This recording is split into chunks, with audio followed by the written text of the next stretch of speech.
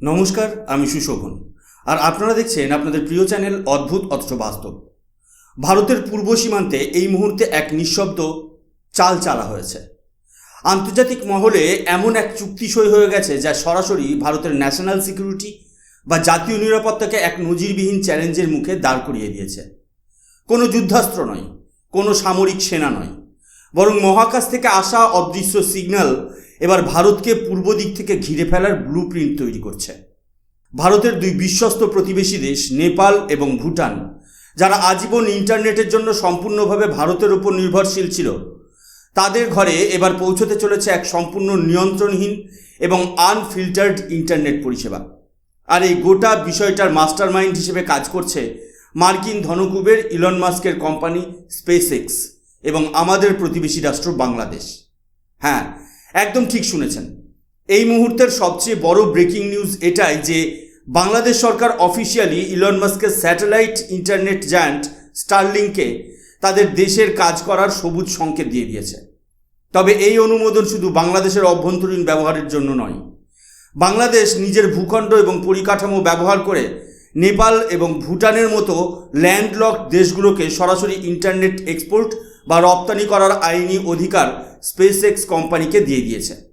যে স্টারলিংকে ভারত সরকার দেশের নিরাপত্তার স্বার্থে ভারতের মাটিতে পা রাখতে দেয়নি, সেই স্টারলিংক এখন ভারতের ঠিক দরজার গোড়ায়, অর্থাৎ আমাদের প্রতিবেশী দেশগুলোর মাধ্যমে ভারতের বর্ডার ডিস্ট্রিক্ট বা সীমান্ত জেলাগুলোর একদম নাগালের মধ্যে চলে এসেছে। এটি ভারতের জন্য কোনো সাধারণ ঘটনা নয়, এটি আসলে এক গভীর জিওপলিটিক্যাল চাল, যা আগামী দিনে ভারতের অভ্যন্তরীণ সুরক্ষাকে বড়সড় সংকটে ফেলতে পারে। এই বড় খবরের পর আজ এই মঞ্চ থেকে আমাদের মনে এবং প্রত্যেক ভারতীয় নাগরিকের মনে কিছু অত্যন্ত গুরুত্বপূর্ণ প্রশ্ন জাগা স্বাভাবিক। আর সেই প্রশ্নগুলোর উত্তর খোঁজা আজ আমাদের জন্য অত্যন্ত জরুরি হয়ে পড়েছে। প্রথম প্রশ্ন, যে স্টারলিংককে ভারতের স্বরাষ্ট্র মন্ত্রক এবং দেশের সিকিউরিটি এজেন্সিগুলো বারবার সবুজ সংকেত দিতে বারণ করেছে, সেই স্টারলিংক যখন ভারতের 3টে প্রতিবেশী দেশে পুরোপুরি সক্রিয় হয়ে যাবে, তখন ভারতের সীমান্ত কতটা সুরক্ষিত থাকবে? দ্বিতীয় প্রশ্ন, বাংলাদেশ কেন হঠাৎ করে নেপাল এবং ভুটানের মতো দেশকে আনফিল্টার্ড ইন্টারনেট দেওয়ার জন্য নিজের পরিকাঠামো ছেড়ে দিল? এর পেছনে কি শুধু ব্যবসা, নাকি ভারতের উপর চাপ তৈরি করার কোনো প্রচ্ছন্ন জিওপলিটিক্যাল স্ট্র্যাটেজি লুকিয়ে আছে? তৃতীয় প্রশ্ন, আমরা কি ভুলে গেছি কিভাবে মায়ানমার সীমান্ত দিয়ে ভারতের মণিপুরে অবৈধ স্টারলিংক টার্মিনাল ঢুকে পড়েছিল?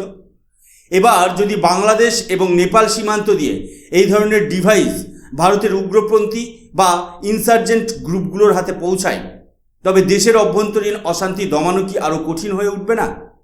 চতুর্থ এবং সবচেয়ে বড় প্রশ্ন, ইলন মাস্ক কি সত্যিই কোনো দেশের আইন মেনে চলেন, নাকি আমেরিকার স্বার্থ যেখানে থাকবে ইলন মাস্কের স্টারলিংক ঠিক সেই পথেই হাঁটবে? ভারত যদি কখনো আমেরিকার বিরুদ্ধে সিদ্ধান্তের বিরোধিতা করে, তবে কি এই স্যাটেলাইট নেটওয়ার্ক ভারতের বিরুদ্ধে 21 শতাব্দীর সাইবার অস্ত্র হিসেবে ব্যবহার করা হবে না? এই সমস্ত জটিল কিন্তু বাস্তব প্রশ্নের উত্তর আজ আমরা এই ভিডিওতে একদম সহজ সরল ভাষায় বিশ্লেষণ করব। কোনো মন গড়া গল্প নয়, কোনো কাল্পনিক ভাবনা নয়। আজ কথা হবে শুধু নিটল সত্য ও কঠিন বাস্তব নিয়ে। ভিডিওটি শেষ পর্যন্ত মনোযোগ দিয়ে শুনুন, কারণ এই বিষয়ের গভীরতা প্রত্যেক ভারতীয়র জানা উচিত। বিষয়টিকে আরও ভালোভাবে বুঝতে গেলে আমাদের প্রথমে অফিসিয়াল নিউজ রিপোর্টের দিকে তাকাতে হবে। আপনারা এখন স্ক্রিনে যে স্ক্রিনশটটি দেখতে পাচ্ছেন, এটি বাংলাদেশের নামী সংবাদপত্র ঢাকা ট্রিবিউনের একটি অত্যন্ত গুরুত্বপূর্ণ রিপোর্ট। এর হেডলাইনে পরিষ্কার লেখা রয়েছে, government clear Starlink two export unfiltered internet bandwidth. অর্থাৎ বাংলাদেশ সরকার স্টারলিংককে এই অনুমতি দিয়ে দিয়েছে যে তারা সম্পূর্ণ আনফিল্টার্ড ইন্টারনেট ব্যান্ডউইথ প্রতিবেশীর কাছে পাঠাতে পারবে। এবার আসুন সহজ ভাষায় বুঝি এই টেকনিক্যাল আর্কিটেকচার বা প্রযুক্তিগত কাঠামোটা আসলে কি এবং কিভাবে কাজ করে। সাধারণত স্যাটেলাইট ইন্টারনেট কিভাবে চলে? আপনার বাড়ির ছাদে একটি ছোট ডিশ বা অ্যান্টেনা লাগানো থাকে। সেই অ্যান্টেনা সরাসরি মহাকাশ থেকে লো আর্থ অরবিট স্যাটেলাইটের সাথে যোগাযোগ করে। কিন্তু স্যাটেলাইট তো নিজে ইন্টারনেট তৈরি করতে পারে না। স্যাটেলাইটকে সেই সিগন্যাল মাটির কোনো একটা বড় স্টেশন থেকে পাঠাতে হয়, যাকে বলা হয় গ্রাউন্ড স্টেশন বা পয়েন্ট অফ প্রেজেন্স। এই গ্রাউন্ড স্টেশনটি আবার মাটির তলা দিয়ে বা সমুদ্রের নিচ দিয়ে যাওয়া অপটিক্যাল ফাইবার কেবল নেটওয়ার্কের সাথে যুক্ত থাকে, যা পুরো পৃথিবীর মূল ইন্টারনেটের সাথে কানেক্টেড। এখন সমস্যাটা কোথায় দেখুন, নেপাল এবং ভুটান হলো ল্যান্ডলক কান্ট্রি, অর্থাৎ তাদের চারপাশে কোনো সমুদ্র নেই, তাই সমুদ্রের নিচে সাবমেরিন কেবল সরাসরি পাওয়ার তাদের কোনো সুযোগ নেই। তারা এতকাল ইন্টারনেটের জন্য 100% ভারতের উপর নির্ভর করত। ভারত থেকে অপটিক্যাল ফাইবার কেবল ল্যান্ড রুটের মাধ্যমে নেপাল ও ভুটানে যেত। এখন স্টারলিংক যদি নেপাল বা ভুটানের গ্রাহকদের হাই স্পিড ইন্টারনেট দিতে চাই, তবে তাদের একটি কাছাকাছি গ্রাউন্ড স্টেশন দরকার ছিল। ভারতে যেহেতু স্টারলিংক নিষিদ্ধ, তাই ভারত নিজের মাটিতে কোনো গ্রাউন্ড স্টেশন তৈরি করতে দেয়নি। এর ফলে নেপাল বা ভুটানের কোনো ব্যবহারকারী যখন স্টারলিংক অন করত, তখন তার সিগন্যাল নেপাল থেকে মহাকাশে গিয়ে সেখান থেকে বহু দূরে ওমান বা সিঙ্গাপুরের গ্রাউন্ড স্টেশনে যেত। দূরত্ব অনেক বেশি হওয়ার কারণে ইন্টারনেটের গতি কমে যেত এবং লেটেন্সি বা ডেটা ট্রান্সফার টাইম অনেক বেড়ে যেত। এই দেখুন স্ক্রিনে এখন যে দ্বিতীয় স্ক্রিনশটটি দেখছেন, এটি দ্য ফিনান্সিয়াল এক্সপ্রেস বাংলাদেশের রিপোর্ট, যার হেডলাইনে বলা হয়েছে Bangladesh allows Starlink to route regional internet traffic via its network. Bangladesh স্টারলিংককে তাদের দেশের কালিয়াকৈর নামক একটি গ্রাউন্ড স্টেশন বা পয়েন্ট অফ প্রেজেন্স তৈরি করার অনুমতি দিয়েছে। এই গ্রাউন্ড স্টেশনটি সরাসরি বাংলাদেশের নিজস্ব সাবমেরিন কেবল হাবের সাথে যুক্ত, যা সিঙ্গাপুর ও ওমানের মূল ইন্টারনেট লাইনের সাথে কানেক্টেড। এর ফলে কি হবে, নেপাল বা ভুটানের কোনো গ্রাহক যখন স্টারলিংক ব্যবহার করবে, তখন তার ডেটা মহাকাশের স্যাটেলাইট হয়ে সরাসরি বাংলাদেশের গ্রাউন্ড স্টেশনে চলে আসবে। যেহেতু বাংলাদেশ নেপাল ও ভুটানের খুব কাছে অবস্থিত, তাই ডেটা ট্রাভেল করার সময় বহুগুণ কমে যাবে। ফলে নেপাল ও ভুটানের মানুষ অত্যন্ত কম লেটেন্সিতে সুপারফাস্ট স্যাটেলাইট ইন্টারনেট পেয়ে যাবে। এর বদলে বাংলাদেশ স্টারলিংকের কাছ থেকে বিশাল অঙ্কের ইনফ্রাস্ট্রাকচার রেন্ট বা ভাড়া আদায় করবে, যা তাদের ফরেন এক্সচেঞ্জ বা বিদেশি মুদ্রার ভাণ্ডারকে সমৃদ্ধ করবে। বাংলাদেশ নিজেকে এই অঞ্চলের একটি বড় ডিজিটাল হাব হিসেবে প্রতিষ্ঠা করতে চাইছে, কিন্তু এই ব্যবসার আড়ালে ভারতের জন্য যে কত বড় ফাঁদ তৈরি হচ্ছে, এবার সেটা আমাদের দেখতে হবে। ভারত সরকার কেন স্টারলিংককে ভারতে গ্রাউন্ড স্টেশন করতে দেয়নি বা আজ পর্যন্ত কেন তাদের লাইসেন্স দেয়নি? এর পেছনে কোনো বাণিজ্যিক লড়াই নেই, এর পেছনে রয়েছে ভারতের নিখাদ রাষ্ট্রীয় নিরাপত্তা বা ন্যাশনাল সিকিউরিটি। আসুন আমাদের তৃতীয় আন্তর্জাতিক নিউজ রিপোর্টটি দেখে নিন। আপনারা স্ক্রিনে দেখতে পাচ্ছেন অ্যাডভান্সড টেলিভিশনের এই রিপোর্টটি, যার headline Bangladesh improves Starlink subcontinent prospects. এই রিপোর্টে পরিষ্কার ইঙ্গিত দেওয়া হয়েছে যে বাংলাদেশের এই সিদ্ধান্তের ফলে পুরো ভারতীয় উপমহাদেশে স্টারলিংকের অবস্থান কতটা শক্তিশালী হয়ে উঠল। আর এটাই হলো ভারতের আসল সিকিউরিটি নাইটমেয়ার বা দুঃস্বপ্ন। কি এই দুঃস্বপ্ন? বিজ্ঞানের একটা সাধারণ নিয়ম হলো, মহাকাশ থেকে যখন কোনো স্যাটেলাইট মাটির নিচে সিগন্যাল বা রেডিও বিম পাঠায়, সেই সিগন্যাল কিন্তু কোনো দেশের রাজনৈতিক সীমানা বা বর্ডার চিনে থেমে যায় না। মনে করুন বাংলাদেশ বা নেপাল বর্ডারের ঠিক গায়েই ভারতের পশ্চিমবঙ্গ, বিহার বা উত্তর পূর্ব ভারতের রাজ্যগুলির সীমান্ত জেলাগুলি অবস্থিত। যখন স্টারলিংক বাংলাদেশের গ্রাউন্ড স্টেশনে ব্যবহার করে নেপাল বা বাংলাদেশের সীমান্ত এলাকায় হাই স্পিড ইন্টারনেট বিম পাঠাবে, তখন সেই সিগন্যাল স্বাভাবিকভাবেই ভারতের সীমান্তের ভেতরেও কয়েক কিলোমিটার পর্যন্ত উপচে পড়বে। টেকনিক্যাল ভাষায় একে বলা হয় বিম স্পিলওভার। এখন আপনারা বলতে পারেন, ইলন মাস্ক তো জিরো ফেন্সিং প্রযুক্তি ব্যবহার করে ভারতের কোঅর্ডিনেশনে ইন্টারনেট বন্ধ রাখতে পারে। হ্যাঁ, আইনিভাবে সেটাই হওয়ার কথা, কিন্তু বাস্তব বড়ই নিষ্ঠুর। আমাদের ভারতের উত্তর পূর্বাঞ্চল, বিশেষ করে মণিপুর বা মায়ানমার সীমান্তে যখনই কোনো অশান্তি ছড়ায়, ভারত সরকার আইন শৃঙ্খলা বজায় রাখার জন্য সেখানে ইন্টারনেট শাটডাউন বা ব্ল্যাকআউট ঘোষণা করে, যাতে উগ্রপন্থীরা নিজেদের মধ্যে যোগাযোগ করতে না পারে এবং কোনো গুজব ছড়াতে না পারে। কিন্তু বিগত দিনে ক্রেডিবল রিপোর্ট বা নির্ভরযোগ্য সূত্র জানা গেছে যে মায়ানমারের দিক থেকে অবৈধ স্টারলিংক টার্মিনাল ডিশ ভারতের মণিপুরে পাচার করা হয়েছিল। ভারতের মাটিতে ইন্টারনেট পুরোপুরি বন্ধ থাকা সত্ত্বেও মণিপুরের ইনসার্জেন্ট বা মিলিটেন্ট গ্রুপগুলো এই অবৈধ স্পেসএক্স টার্মিনাল অন করে মহাকাশের স্যাটেলাইটের মাধ্যমে সরাসরি ইন্টারনেট ব্যবহার করছিল এবং ভারতের রাষ্ট্রীয় ব্ল্যাকআউটকে অনায়াসে বাইপাস করে দিচ্ছিল। এখন ভেবে দেখুন, যখন বাংলাদেশের কালিয়াকৈরে স্টারলিংকের মেন হাব তৈরি হবে, তখন ভারতের পশ্চিমবঙ্গ, আসাম বা ত্রিপুরার সীমান্ত ঘেঁষা জঙ্গল এবং পাহাড়ি এলাকায় এই অবৈধ টার্মিনালগুলোর ব্যবহার কতটা বেড়ে যেতে পারে।